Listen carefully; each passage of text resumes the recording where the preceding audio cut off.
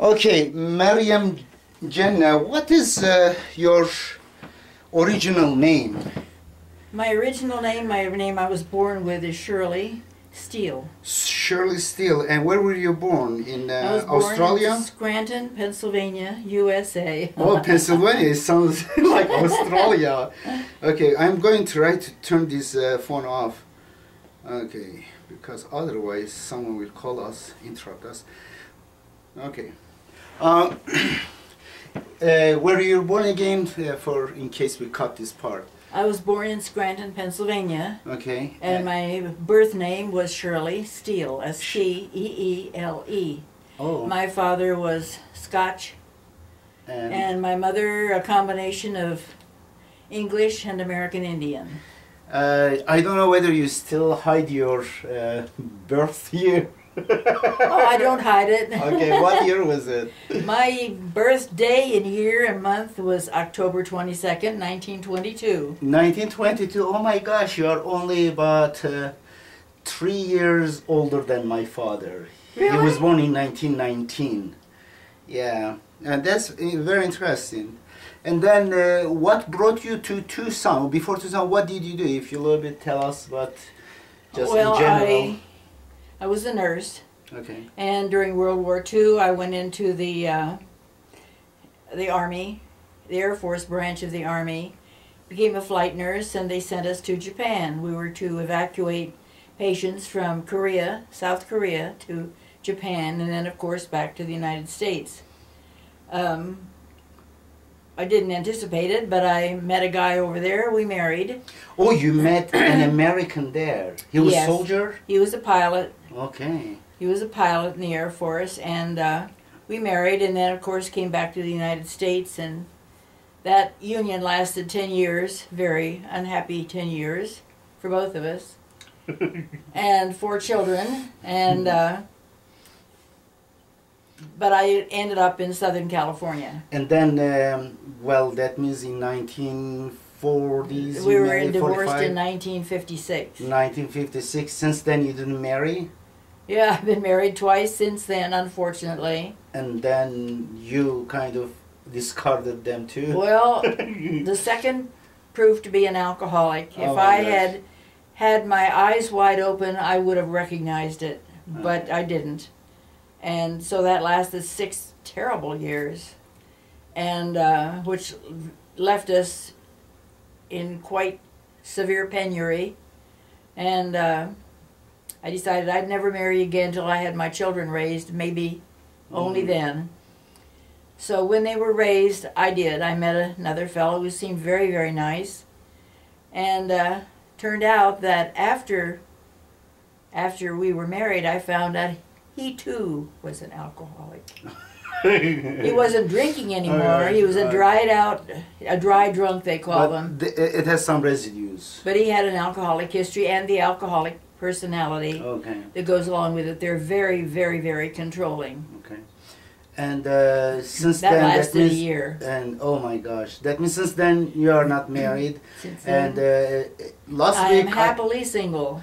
yeah, when you were 90 years old, a few days ago, last week, and then I said, well, let me put a advertisement, what's called an ad, to find someone for you, a new husband, friend.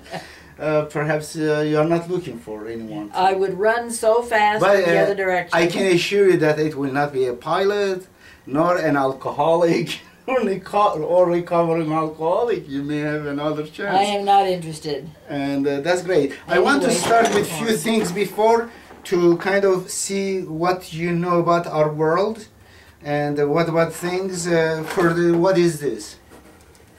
What do you call this? It's a Phillips head screwdriver. Oh my gosh, you know even the head of it, Phillips head screwdriver. Okay, and what about this? That that holds a roll of toilet paper. Aha, that's great, and you have even better names than me. Odd things you have picked out. Yeah, what about this one? Okay.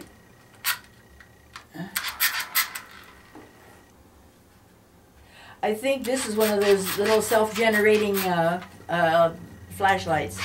Yes, self-generating flashlights. What about this one? First Oh, that's a cute little toy engine. Toy engine. What is on top of it? Oh, for Pete's sake, you've got a hazelnut on top Well, of you it. know, even hazelnut. Hazelnut is not very... That's a cute little engine. Yeah, it's cute, even it moves. Very cute little Yeah, engine. it is Where locomotive. did you find that? Well, I found it in Michael's. And then I put a nut on top of it. Hazelnut. In Turkey is very common, northern Turkey. Are they? Yeah. Lazların şeyi. A little airplane. I have fındık. flown. In Turkish we call this fındık. And what about this one? Well, it's a helicopter. But it's not a killing helicopter, correct? It's a regular, yeah, it's a crazy helicopter. Do you have any names for helicopters? What helicopter? Furious palm trees. Go on. What? right. Do you know any brand name kind of names of helicopters? Can't think of one offhand. Apache, like this one. I suppose, yeah. Okay. Sounds And like what a about name. this one? Oh, that's one of the little levels. It's a little for level and plumb. Okay, very good. And what about this one? Oh, I've used those many. I have those anyway. Sure. Let me see. No, that's not where you do it. You do it down here. Oh, really? It's a reflex hammer. You don't have reflexes. You're hurting me. You don't have reflexes. You're hitting my artificial knee and it hurts. Oh my gosh, really? You had artificial? I never knew. And what about this one? It's a washer for something. Oh my gosh, washer. A hose She got washer. this one too. Washer. You must think I'm dumb. No, what about this one? Well, it's a lid to a bottle. You know, I Ever have more. bottle lid collections. If I have a collection in the Do you drawer, have any other silly in garage. things in there? Few more things left. Let's see whether you can know. This is a little bit ambiguous. Well, let me see it up close. You might use it to blow bubbles with. That's a good one. And, If it had some holes along here, I would say it was a... oh, the tighteners kind of. Yeah, Yeah, this is kind of, they use it to mix Oh, it's a something. stir. Yeah, stir. yeah. And what about this one? Well, let me see it. Oh, that's to go on electrical connection. Oh my God, you know even manly stuff. Aha, you won't know this one. It's a chess piece. Chess piece. And what's the name called? Do you know this? That one? I don't know. That's called pound. Okay, pawn. Okay. Yeah. And two more. That's a bolt. Bolt. And bolt needs what? A nut on the end of it. Okay. And what about this one? Well, you've got me on this one. I don't know what that is. I simply do not know. Interesting This looking one? thing. Yeah, very interesting looking thing. Yeah. You see. This What is is it for? this is hard drive of computers. It rotates on this. There is a magnet here, very powerful magnet too here, and it is beautiful bearing. When it rotates, it's Well, about I never would have known that. yeah 7,200 per minute. 7,200 That's per in minute the hard rotation. drive of a computer. Yeah, in a hard drive Amazing. of the computer. Yeah, it's incredible stuff. But I am kind of the technology of it, the manufacturing of it, besides the theory and the design, but making it so precise, and the distance between the reading head and the disk, hard disk or any disk, is closer than 100 times more than the thickness of hair. That much close, but My it's floating. goodness. Because it is far, it cannot read the small grooves there. In order to be able to read it, must be close because they're very small, microscopic. But if it touches, it messes up. Now, I can ask you where it was made, but I think we both know. Okay, let me see. Made in China. That's right.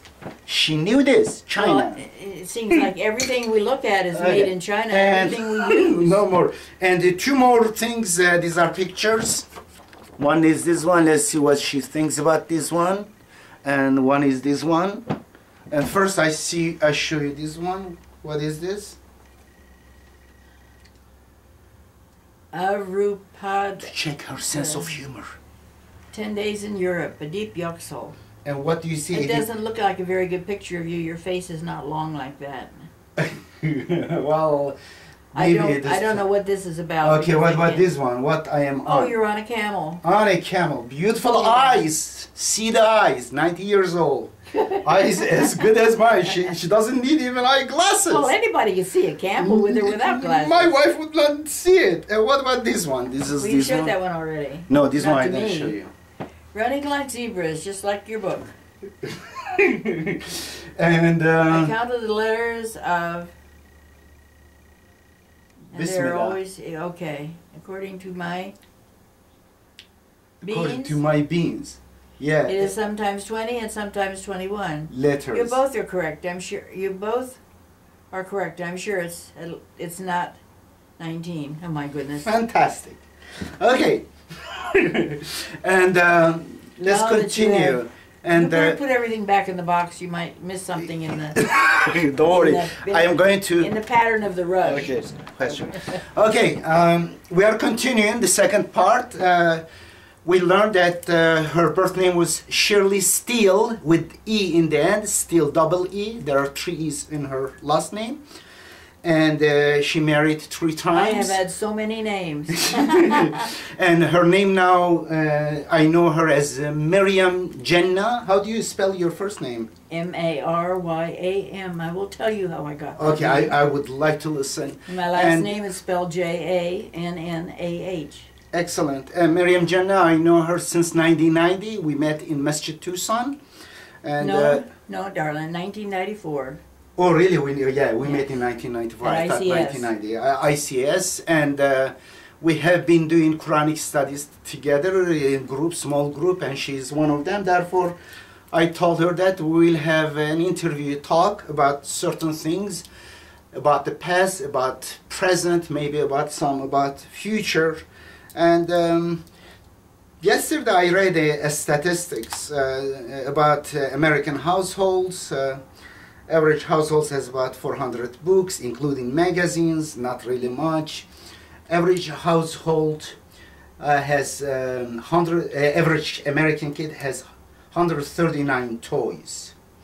About 3% of the world population, the kid population, 3% of kid population.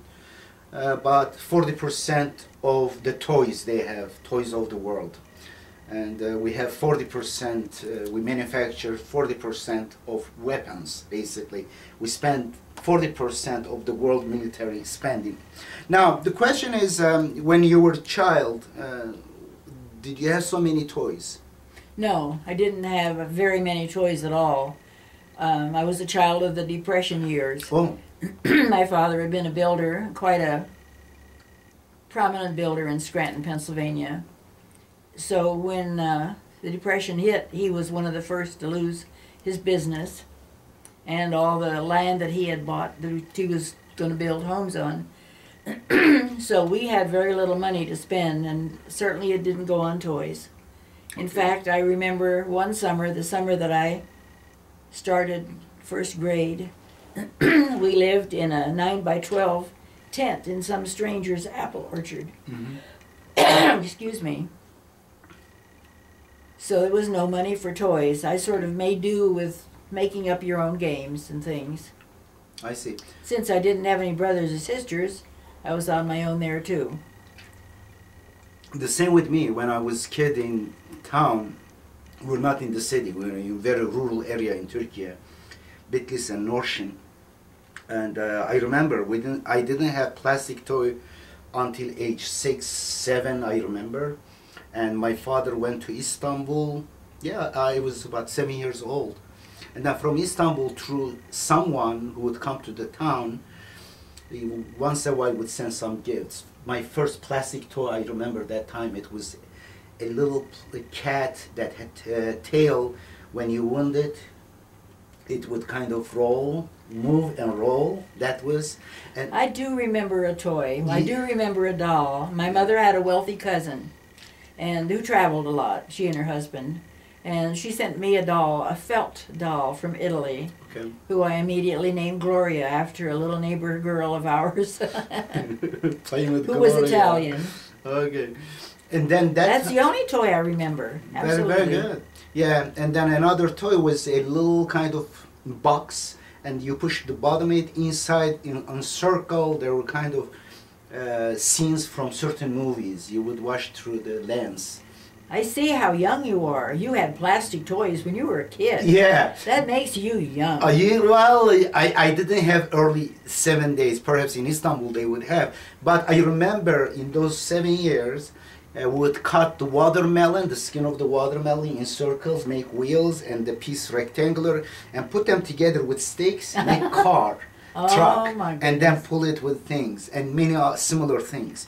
We had our imagination. I would sit down on a I think that's good for children that don't have a lot of money. Make your toy and be happy, enjoy it, and then sit down on the rock and imagine I am driving a truck. I was truck driver on top of volcanic rock. Anyway, now I wanted to let you go, but once in a while I may interrupt you. I am a little bit, distracted, attention deficit. Keep me in line, as you do. Now, my gosh, you have 90 years old. Tell me something, certain interesting things in your life. Maybe start with your name, why you change your name. Then we go forward, backward in time. Okay. Yeah, change me. How you end up changing your name? Well, I changed my name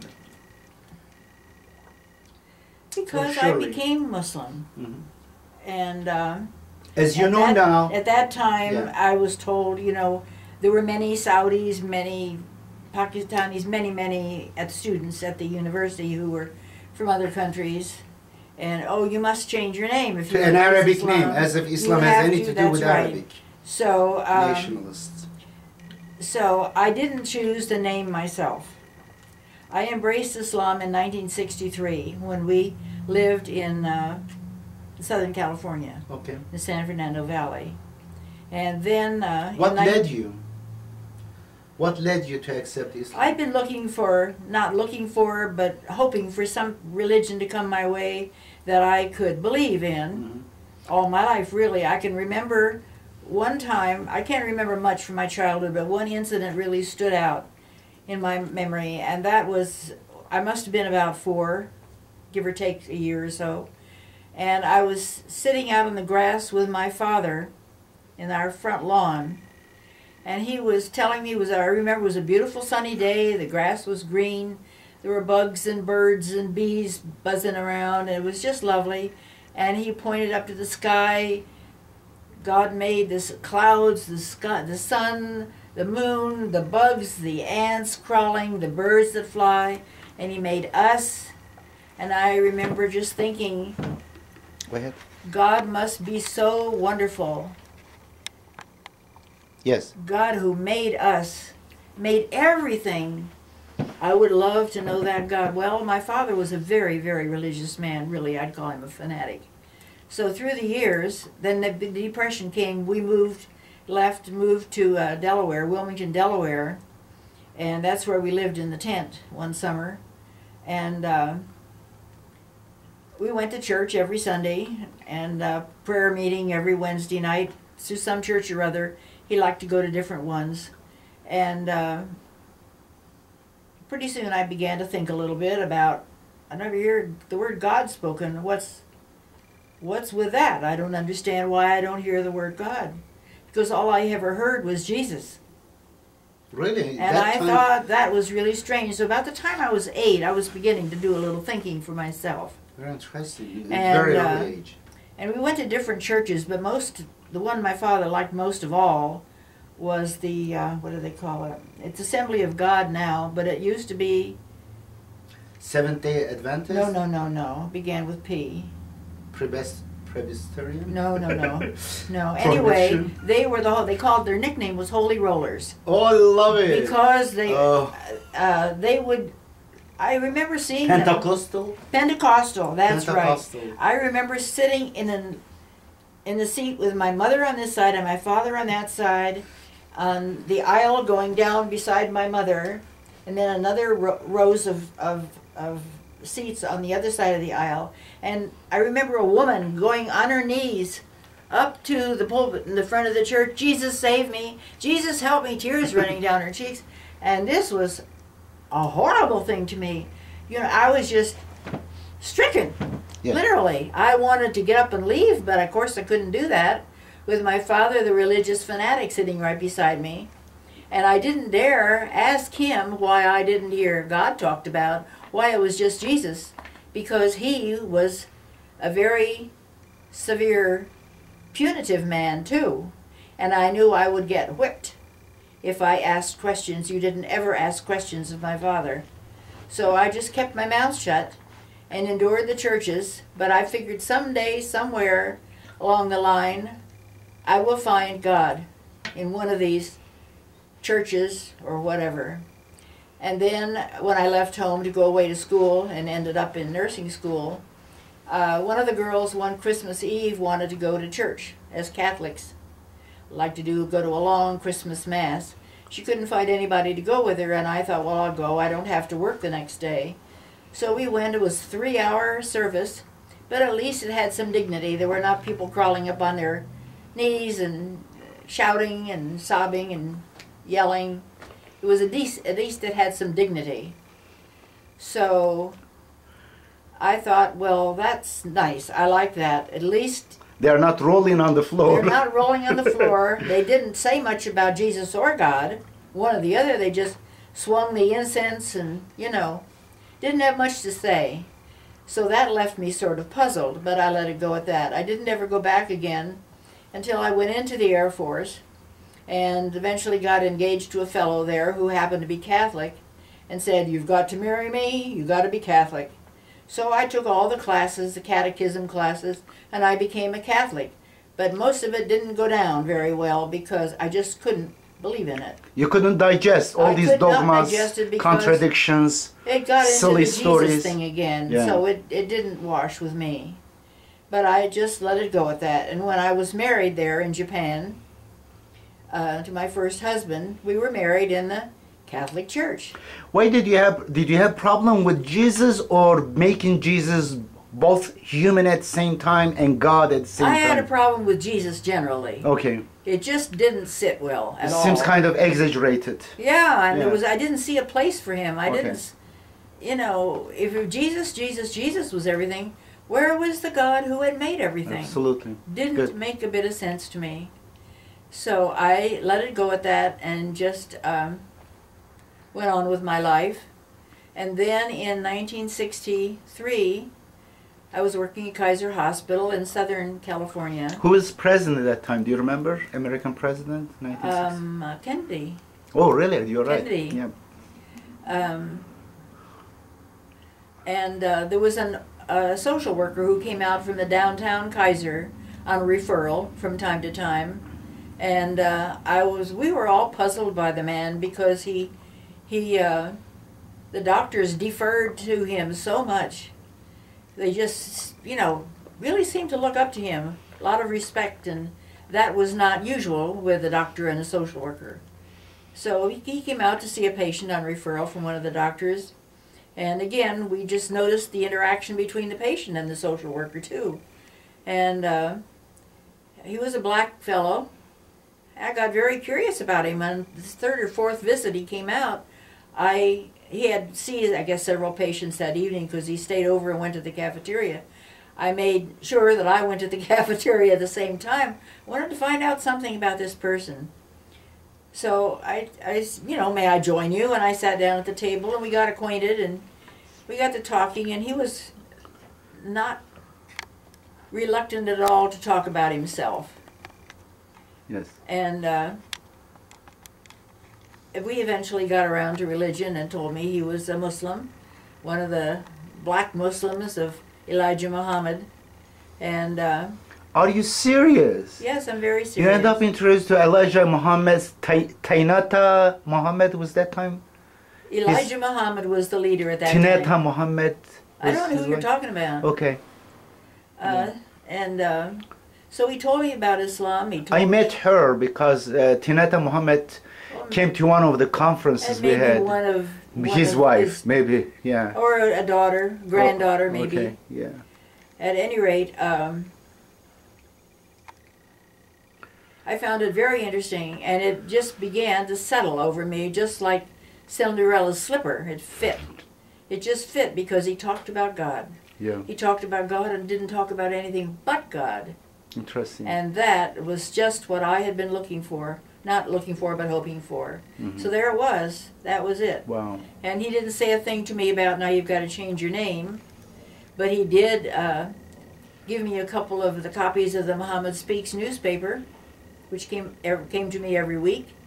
He subscribed to it for me, if you please, for a year. And in it there were advertisements for Do you have any pictures with him? Did you take any pictures? No. Okay, very interesting. You met personally Elijah Muhammad? Oh, no. Okay, with the guy. I was never allowed near a mosque in those days. Really? My skin was not black. I was the I wrong can't believe color. what a contradiction. I was the wrong Now color. it's getting exciting. Now you ended up with this When I racist. told him that he wanted to know about my family, when I told him my mother was, who her father had been an American Indian, and he saw that my eyes were very dark brown, which they were in those days, before they faded to a senile gray. Mine is as much as gray as yours. And my hair was very dark brown in those days. And For the sake of your hair, perhaps they so he accepted began it. to think I had some black blood in me, maybe. You know, that was the way they thought.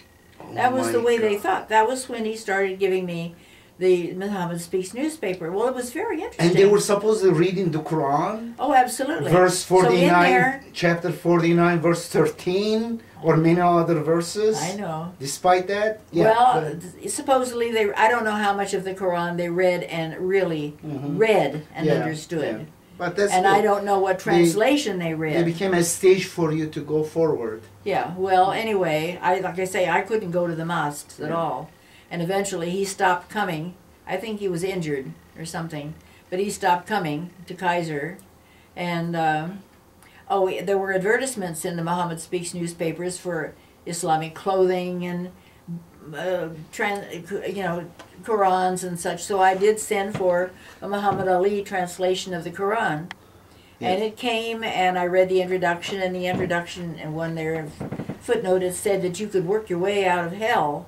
And I thought, that doesn't sound right to me, so I just closed it and put it aside and didn't read any more of it after that. I left it at ICS in the closet. It's over there somewhere, presumably, unless somebody took it home with them. It was enough leather bound. Anyway, we moved from there because I wanted to get my children out of southern Arizona. There was too much drugs and alcohol. And moved to the Navajo reservation where I took a job as a public health nurse. Wow. So that Muhammad Speaks newspaper came to me every week up there. I don't know what they thought about that paper coming. I never asked, and they Navajo never said. reservation, a white woman from Pennsylvania. Getting a Muslim Getting a newspaper. Muslim, not only Muslim, these are not Muslims, these are racist. Well, you know, there were Mixed. there were many articles in that paper that Elijah Muhammad wrote that were out of the Quran. Yeah, confused, kind of. Very good stuff. Yeah, but they mixed were with- they were absolutely from the Very Quran. good. Very good. And so you couldn't put it all down, but some of it Yeah. was so silly Yeah. that just beyond. I'll tell you, sometime it was beyond belief. But anyway, then one January, the last January I was there would have been January of 1968. It was my custom there in Tuba City as a public health nurse to take home the charts of the patients I had visited that day at home with my driver interpreter. Take them home with me. You're never supposed to take them out of the record room, but I had to because it's the only time I had to write the progress notes in the charts. So after dinner, after the dishes were done, I'd get out my little trusty typewriter and put the charts on the dining room table beside me and type up all the notes from my visits that day, 7 or 8 of them, and put the charts back together and pile them there on the table to take the next day. And this one particular night, as I got up to turn off the dining room light and finished, I was tired, it was about midnight. Just as I reached up for the switch, it felt like something was just something was just around me, just loving me. It was a very loving feeling. And at the same time, this word came into my head. I have never heard that word before because I never read that Quran I bought. I never heard that word before, but I seemed to know that it was me. It was Maryam, and I seemed to know how it was spelled. Wow. And that's how I came to have this first name. Beautiful. And I never told anybody about that. I've only told 2 or 3 people, maybe 4, in all these years. And I did not change it.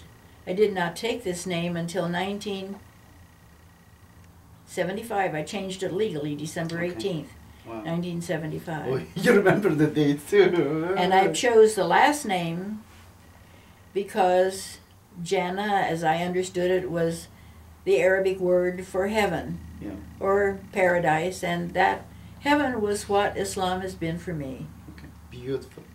And when did you meet Rashad, just briefly? Well, Rashad when Khalifa. when we came to Tucson in June 1968, bought a house and went on with my usual.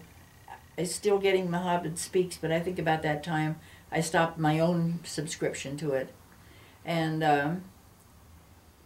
then Elijah Muhammad died at some point, and it was in somewhere in 1975 or 4, and Warith Muhammad was chosen to take his place, and I got on the telephone book out and I looked to see if there was a Muhammad's Mosque here in Tucson, and sure enough there was one on South Park at 29th Street. So I called him up and someone answered the phone and said he was the imam there. And yes, I'd be very welcome to come. Yes. And when they had their meetings and so on and so forth, and how I was to dress. So very shakily, that was a Friday night that they had their meetings. Very shakily, I drove down there on a Friday night, and the parking lot was jammed with cars. Mm-hmm. They must have called every Muslim that had ever been close to the mosque in the whole of Tucson, Pima County maybe. They had all come out in force to see this white lady who had the nerve to come to their mosque. Because Really? now Elijah Muhammad was dead and white people were welcome. Wow. And it had been announced that white people were welcome. So there I was, and they put me in I went first into the office. The imam and his assistant listened to my story, which I have just told you.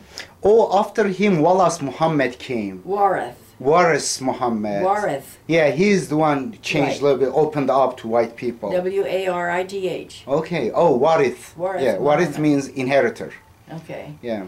And so I told them the whole story, and then they took me out.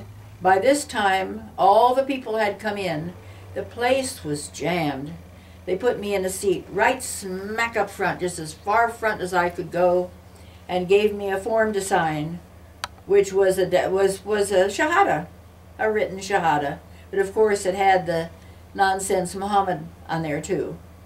Muhammad is But not he- nonsense, but next to God. Well, next to God. Yeah, you meant That was the nonsense they of it. stuck to God. You left Christianity because But they were I signed it anyway. Yeah, I signed it. I mean, Yeah. I'm not going to make a scene. yeah, So I signed it, and that was it.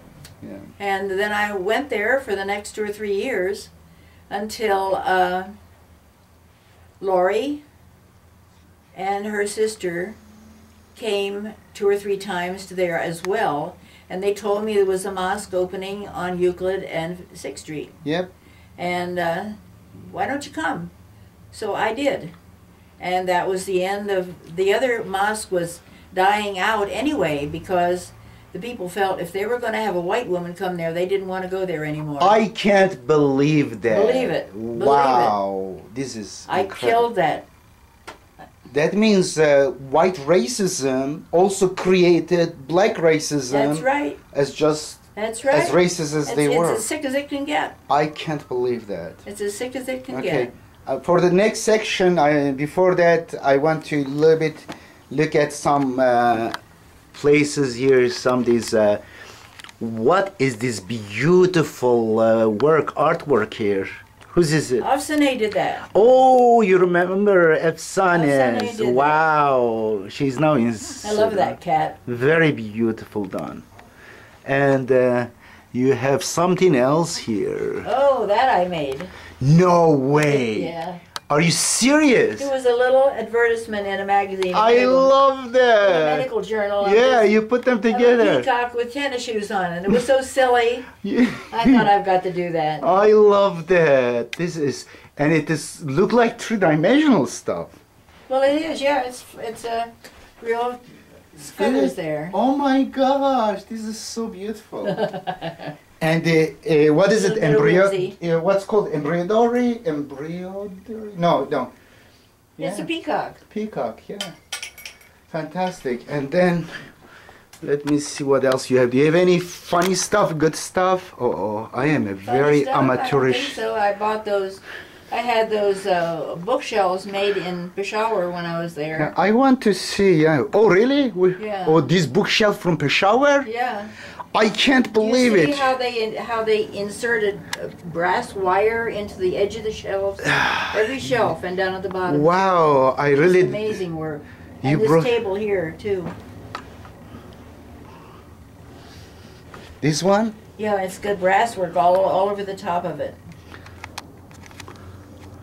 Okay, very good. Now the question is, what books you have here on your table? I'm curious, but what are you reading now? I have Because this is a book called The Unbearable Lightness of Can- Being. can I see the cover? Sure.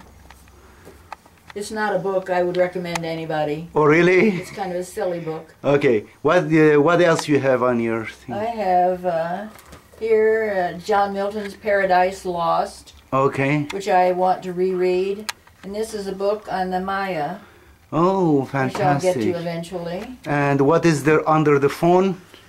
Under the phone, there is the Quran, and under that, Whose translation? it's Rashad's translation. And then under it? Under that, there is the Catholic Bible. Fantastic. You have very good. Okay. I want to stop I'm not this a book one. collector. I don't have a lot up there. Well, because you I are don't- better. You don't. I pass them along. I recycle them. Okay, take care. I'm going to stop here and then we are continuing my interview with Maryam Jannah, whose birth name was Shirley Steele. I don't think I would answer. I am to that if you the called me. basically recorder, interviewer, and producer, and also distributor of this video. One person stuff. There already you will have this kind of amateurish stuff. Now, from the beginning, if you follow, she just celebrated her 90th birthday, and I have known her since 1994. She reminded me the year, incredible. She has much better memory than I have. I am always surprised and impressed by her memory during our Quranic studies, weekly Quranic studies. And Maryam, what year we started having women leading the prayer? I think that time Martha Schulte was also among us for a while, shortly. And I what don't year? know Was what it year. 1998, 99? That might have been in Yeah. ICS, or was it in Master Tucson? No, it was in our when we separated ICS. from I ICS. don't remember. Oh, 1995 we left. 1998 we left. I think in left in 1999 we said why It would not have been women lead the prayer? 1999, Yes, yes. 1999 I remember. And did you lead any prayers, any khutbahs? Yes, yes. Fantastic. That's I've done a few clippers. yeah, but recently she is not doing much, and I hope next week you can give a khutbah No. after tomorrow. No. Okay. Now, she a moment ago she told us about her experience in Nation of Islam, and she said her presence after Elijah, you call him? Elijah Muhammad died, Waris Muhammad took over, and this guy had more open mind regarding accepting whites, and initially they were very racist. And then she's able to go to the mosque. Initially, she joined them, but without participate in their congregations. And then she goes there.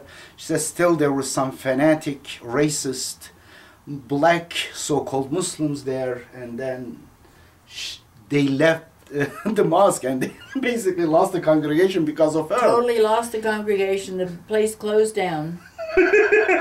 She was a white bomb there. I love it. I ruined it. Oh I my God. felt badly about that. Yeah, I did. that's really interesting. Because that did give some cohesiveness to the black community. Well, yeah, it was know. good, but they needed to experience. They need to get over that racism. Racism in any Yeah. shape, form is not a good thing. No, it's not. It is, It is not. That is basically evil. And I want to just hop to where? And to our time, right now, we can go back again, Maryam. Now, I want you to tell me,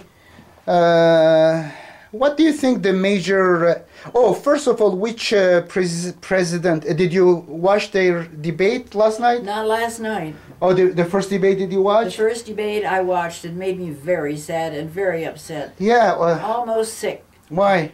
Because Obama didn't speak up. He seemed to have no interest in it. It's just, Yeah, there was like a spell on it him. was terrible. Yeah, he was not agile, he was not Just- following. Just jotting things Jotting- down and maybe squiggles. I don't know what he Yeah, was doing. this guy was attacking and It was making awful. lies. Just Yeah, awful. and Last night I didn't watch for the simple reason I couldn't bear to see a repeat. yeah, I watched it. He did much better. Therefore, That's he what got I've kind heard of a on the- warning. That's what I've heard on TV. And that means from there, I assume that if you vote, you are going to vote for Obama. Oh yes, I will. Yeah, the question will. is, Not so much for Obama as not for Romney. aha, I love that too. And in fact, I voted for him, but I'm reluctant to vote for any of these two parties. I feel the same way. But Yeah, the more, third party, go I with- think this country needs more, several other parties. Yes, absolutely, absolutely, Yeah. we do. I say this, Maryam, and This country needs a whole lot of things. That's just one. yeah, That may be the beginning. I don't know what, but we need a whole lot.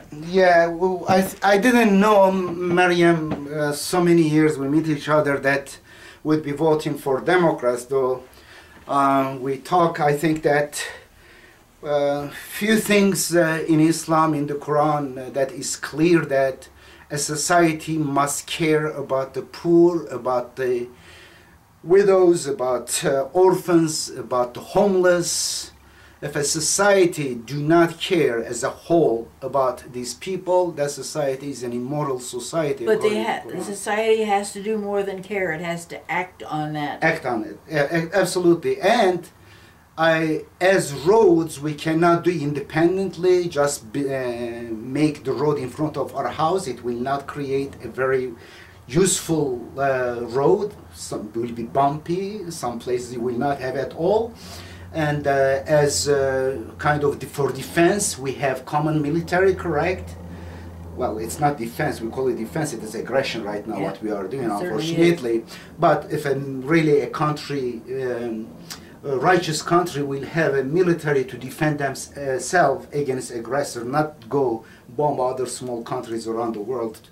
And also, we have certain things as a nation, we do community.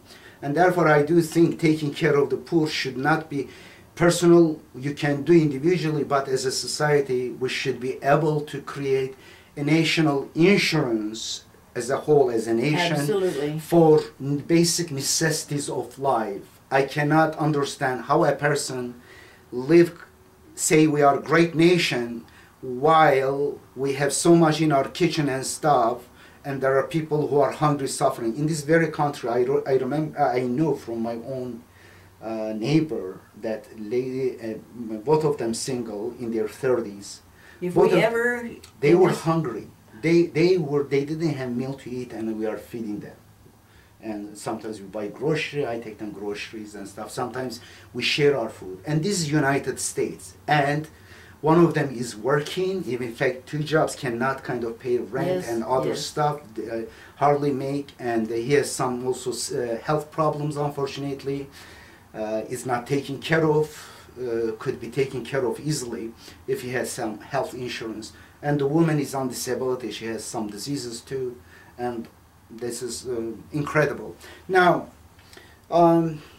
question for you: what do you think? Compare this time, United States people and stuff, and the years of back, certain year pick, maybe depression or afterwards.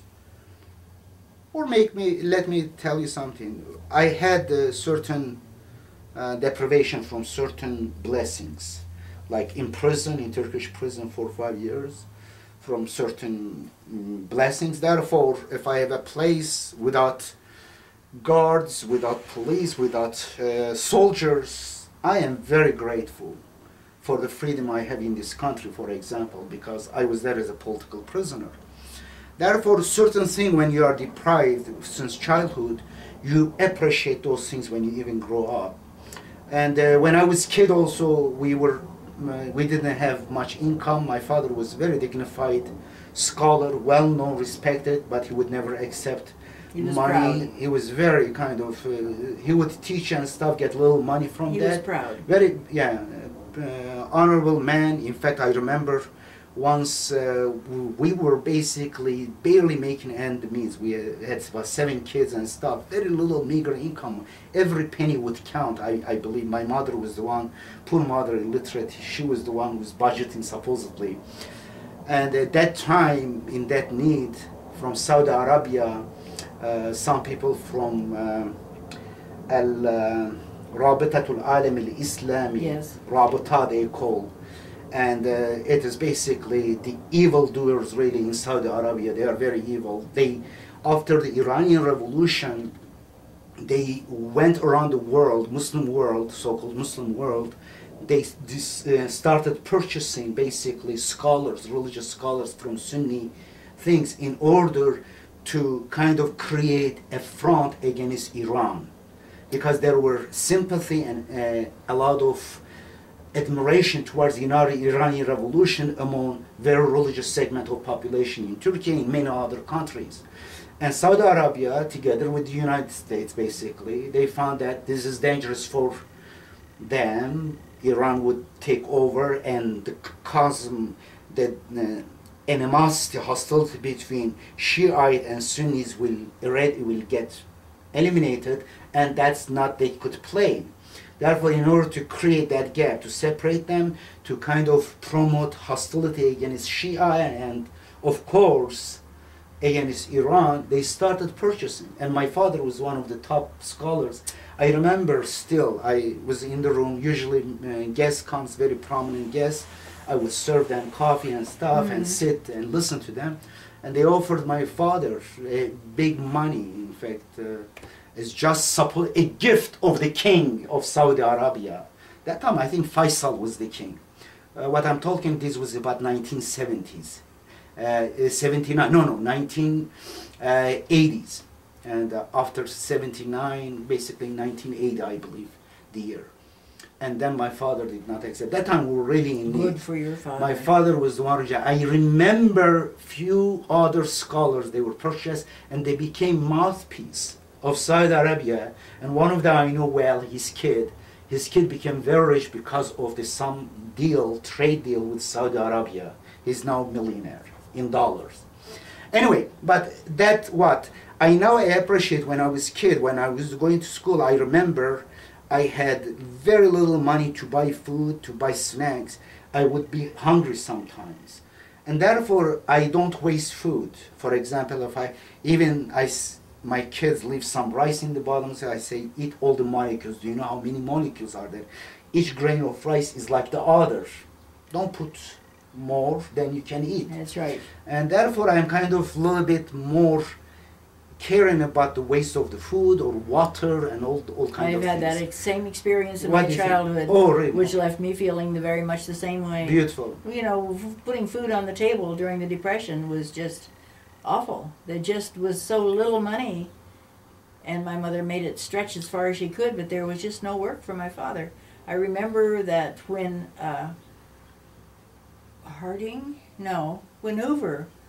when Hoover was elected, one of the first jobs my father was able to get was to help build the the stand, the platform for the inauguration. Wow. That was income that was desperately needed. Yeah, therefore I think at this time there's so much abundance, and children, I see them waste everything. Well, it just shows the falsity of capitalism. Yeah, unfortunately. Unfortunately, and capitalism is a terrible thing. Yeah. My father was a real strong socialist, and the more I look around me, and as the years go by, I think socialism is the way to go. Yeah, I really do. yeah. I see much more good out of it than bad. Absolutely, but the problem with the socialism of Russia, they couldn't integrate it with freedom, kind of That's with right. democracy. That was the problem. It was a political suppressive problem. socialism, yeah. Suppressive, dictatorial. If we have the ideal of socialism, like I think is more closer to in northern European countries like Sweden, Finland, I think. Yes. Holland, Scandinavia. Netherlands. Yeah. Yes. What was it? Scandinavia. Yes, Scandinavian countries, I think they are much closer to what the Quran Yes, I think so too. promotes. I thought that for a long I have time. the same Uh-huh. thing. And Yeah. therefore, I hope that this country we will realize that there's so much incredible gap between haves and have-nots. Well, it's capitalism has become so evil. It's generated such selfishness. It's generated many more problems than we can even handle anymore. It's also external, I'm afraid it's going to take a revolution well, to change things. Perhaps, But because maybe that's they own corporations, multinational corporations. They have no also and loyalty now to American people too. corporations are now people. Yeah, and unfortunately, this is one of the worst Supreme That's Court right. cases.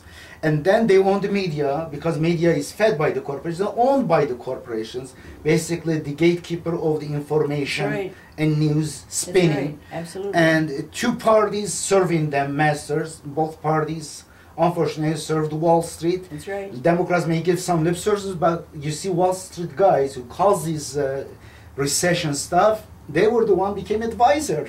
And none of them end up in prison. The biggest thieves It's in this terrible. country. And now they own politicians too, especially Supreme Court case. The Koch brothers. Oh, Koch Oh, brothers, Romney. they are the Yeah. ones, unfortunately, using $400 The million Republican they Party. used for Romney to support $400 million. And the Supreme Court case, one of the worst, I think the top worst case in the Supreme Court history was recently, maybe 1 year, 2 years ago. You remember that one about campaign finance? There is no limit. Yes. Citizens Yes. united. Yeah. And, well, no limit. Corporations, individuals can give as many, even anonymously. Anonymous means... That's where Jesse Kelly is now working. He's working for Citizens United. Remember, he was the one who challenged Gabrielle Giffords in the election a year Oh. ago?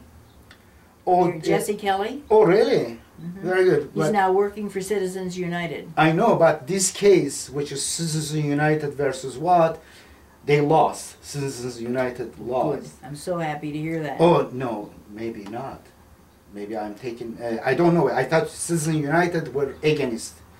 I don't know exactly the details of the case. They're I'm not corrupt. holding. They're Okay, corrupt. then Citizens United won in that case because Supreme Court sided with no limitation for individual or corporate things, and they could come up as super PACs.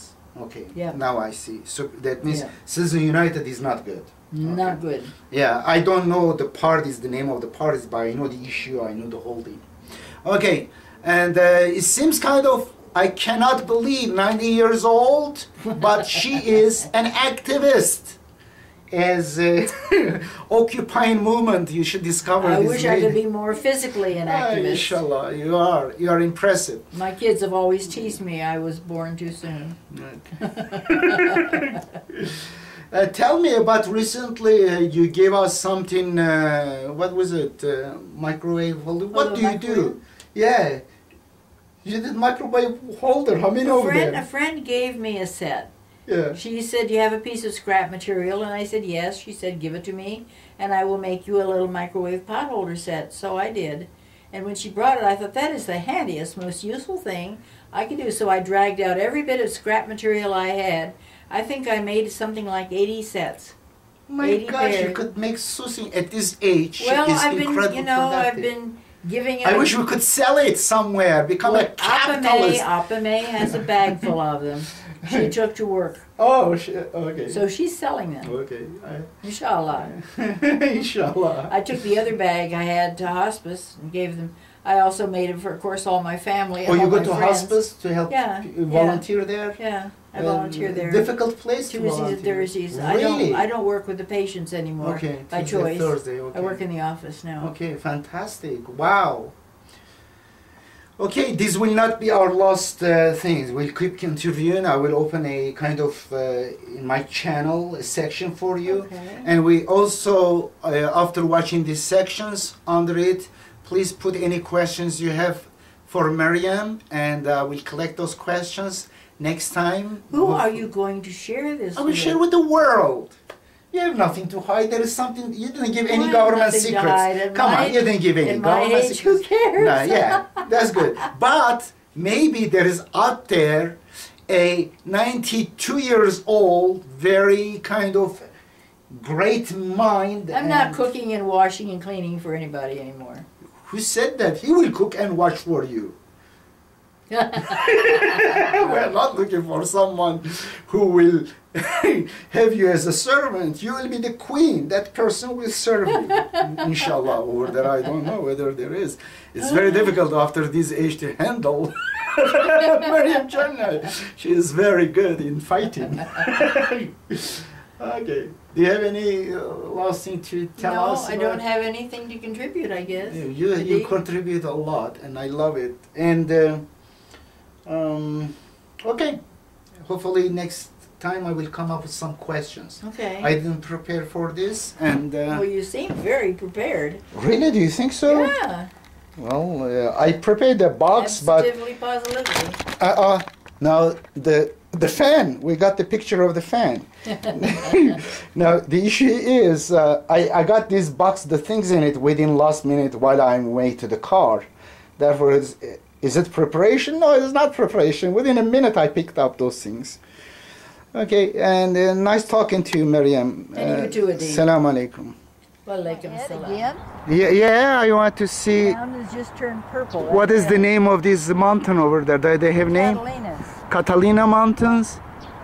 How do you keep your car so clean? Do you wash it yourself or take it to a car? To the washer. And But pay, if you want, I can. Yeah, pay I all can. that money? Yeah, well, we don't put perfume on it. We just basic washing. And That's enough pictures, Edip. yeah, Just this is. cancel the You photograph. have a palm tree here. This is. That's a blessing from God. That came up. It was a volunteer. This one, really? Yeah, there was So a little nice. green thing that came up one day, and I pulled it out. And then it came up again, and I pulled it out again. It came back, and I said, "What the heck? I'll just let it grow and see what happens." And that's the result. It's a And date this is palm. well It's a trimmed. date palm. Yeah, very Well, they beautiful. come- Oh, really? It gives date, but it's not edible ones. No, they don't. They Yeah. aren't fertilized because Yeah. there isn't a male to go with a female.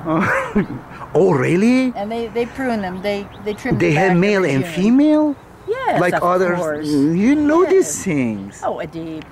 Fantastic. You talk like a farmer. I love it. Okay, Maryam, nice meeting you, and hopefully this Sunday we'll meet. Is it celebration of your birthday, 90th birthday? So I'm told. I think it's very sweet of them to do that. We should have surprises for you. Oh dear, no surprises. Ah, No surprises. okay, take You're care. not going to show this, I hope. This one? Why Yeah. not? There is nothing secret about that.